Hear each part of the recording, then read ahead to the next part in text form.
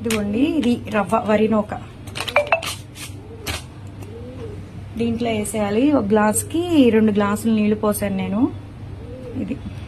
ఇది పోయాలి. ఇప్పుడు కొంచెం సాల్ట్ వేసుకోవాలి. ఇదిగోండి, ఉండ్రాళ్ళకి ఆయిల్ వేసాను ఫస్ట్, తర్వాత ఎసరికి 1కి 2 పోసాను, తర్వాత పచ్చిశనగపప్పు వేసాను, తర్వాత సాల్ట్ వేసాను. ఇప్పుడు రవ్వండి, ఓకేనా?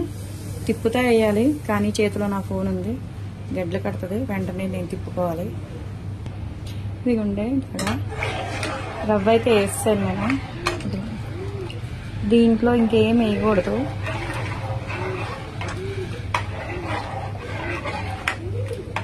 ఇప్పుడు కుక్కర్ మూత పెట్టేసి ఒక 3 విజిల్స్ రానిచ్చిన తర్వాత తీసి వేడి మీదగానే కొంచెం చల్లారిస్తా ఉండలు చేసేసి పక్కన పెట్టేసుకోవాలి.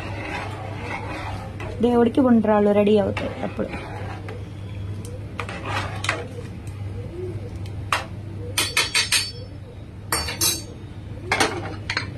అయ్యో, దీన్ని లేదు, పెట్టాలి. ఎక్కడుందో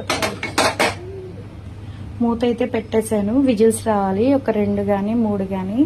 సిమ్లో పెట్టుకోవాలి, హైలో పెడితే మాడిపోతుంది అన్నమాట. బాయ్ అండి.